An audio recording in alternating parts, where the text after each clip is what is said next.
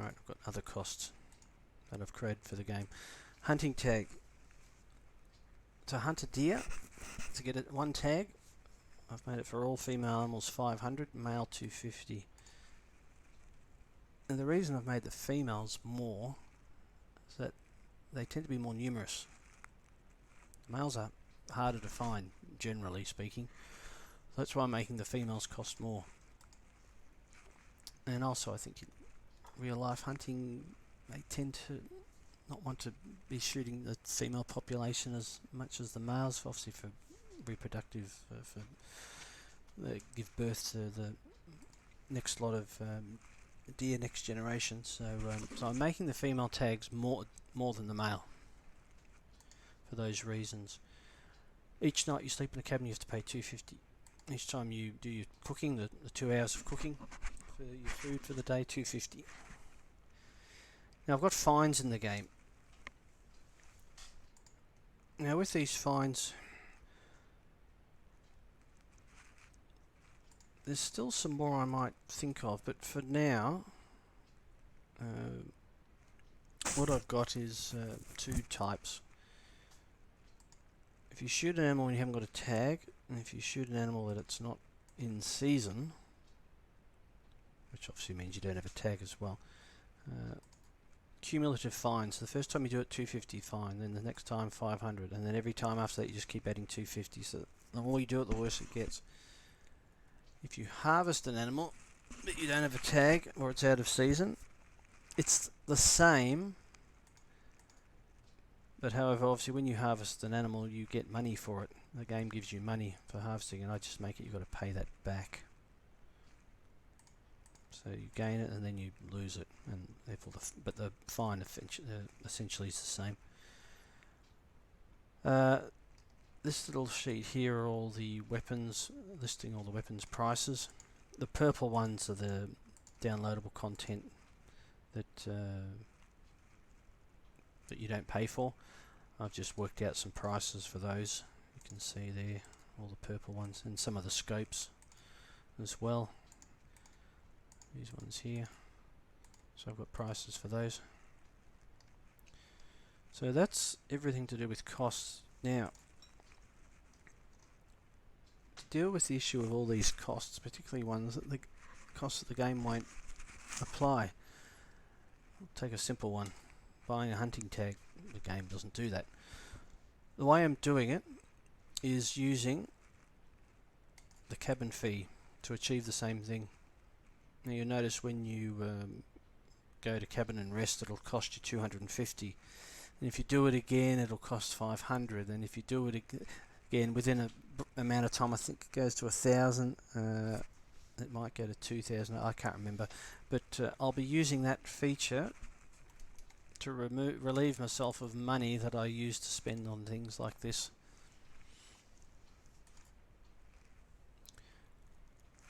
Still a bit experimental, because I know it resets after a certain time, the cost for sleeping. I've noticed at times if you exit the game and come back in, it can sometimes reset back to $250 as well. So I think with those two things combined, I should be able to do this. It should work. Now I'm not 100% sure that it will, but I think it will. But anyway, I'll be testing that out. I'm pretty confident. So obviously the thing will be when you come to buy expensive weapons, $10,000, how many times you have to hit the sleep button. And obviously when you hit that sleep button, you can make it just sleep for a minute. So that part's not the issue. I don't know if there's a limit to how many times you can do that. Maybe it'll go to 250, then 500, then 50, then 1,000. Maybe it'll go to 2. Maybe it'll stop. I've not tried it, to be honest. But again, I'll be testing that out live and just see how it works. What I could do, I suppose, if it became a bit inconvenient, I could make it you're paying for a weapon in installments. Maybe go to a lodge and do a little payment for a bit, and then once I've finally spent what I need to spend, then I earn the weapon. But anyway, there's ways around it. We'll see how it goes.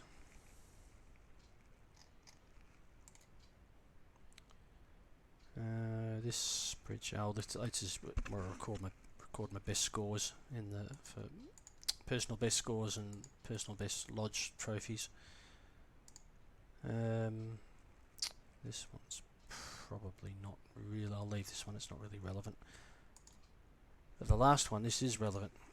This is the seasons. Now, actually, Hirschfelden's in Germany, so I actually researched what their hunting seasons are in Germany. I couldn't get everything, but I got a fair bit of it. Now, the way I've done it, I'm making it the season last for a month, for 30 days. Obviously, in real life, it's a year. But what I'm going to do is, effectively, I'm converting a year into a month and just repeating it. So, as you can see here, the first 2 days... sorry, let's start that again. These represent each day of the month and what you can hunt on that day. So I hope that... Sorry, I'm just going to... Just bear with me for a minute. I want to... I'm not sure if that's too dark. Will that do it? That might be easier to read. Sorry about that if you can't read that. So each day, and it shows you what animal you can hunt on that day. So that's the first day of the month. And the second day you can hunt red fox, roe deer, just the does, the females, wild boar, fallow deer, red deer, European bison. And that continues. You've got some of the animals, they split. And so some days you can hunt the bucks, some days you can hunt the does, some days you can hunt both. Some they don't care. This airborne rule, I just made that up myself for the game. Because I know in the Hunter Classic, a lot of the tournaments you're meant to shoot all the winged birds in the air. So I decided just to add a little bit of an element to that. So part of the season you've got to shoot your geese in the air, and part of the season you can just shoot them either. Which reminds me, that's probably another fine I need to incorporate. Yeah, shooting bird wildlife on the ground when you're not meant to. So I'll probably do that as another $250, $500, and same system. I'll have to put that in. What else? Now this is the off season I mentioned. You'll see in that time the only thing you can hunt is a red fox, which is 1, 2, 3, 4, 5, 6, 7 days. For 7 days straight you can only hunt a red fox.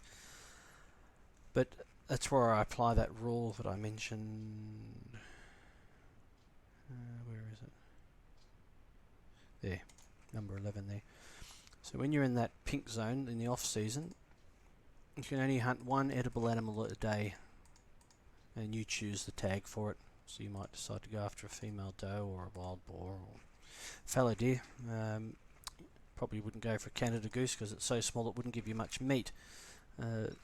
So that's the hunting season. So basically when I start the test run, we'll start at day 1. Well, I might start at day 1, I might start at day 11. I haven't decided that yet, but whatever day I choose to start at in the season will be whatever animals I can hunt on that day. So in a nutshell, that explains the career mode. For those of you looking at it and sort of your head spinning, fair enough. There's a lot in this, and again, some of you are saying, "Oh, this is too much. I don't want to know."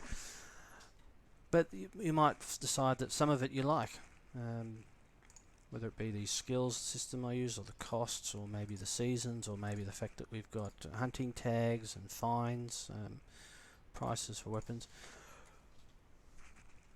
If anyone's sort of watching this and thinking, "Oh, I don't mind that aspect," then I'm satisfied. So I'm not trying to say everyone, "Oh, well, you've got to do this whole system exactly with every element." Some people understand it'd be too much and they don't want to. They'd be losing enjoyment from the game.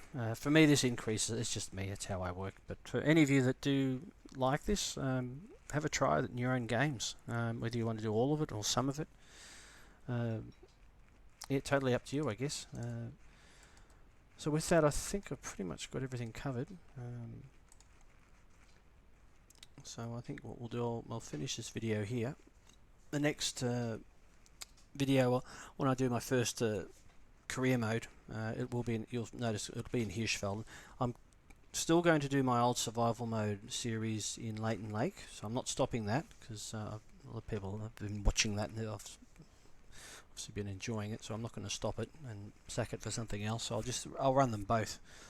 I'll just keep running the Leighton Lake video with the same rules I had for that and won't change them. But for Hirschfelden I'll run this new system of the career mode. So I guess with that, I'll stop this video and I guess I'll see you out in Hirschfelden when I start this, see how it goes. Anyway, if you enjoyed this video, please leave a like, and until next time, thanks for watching.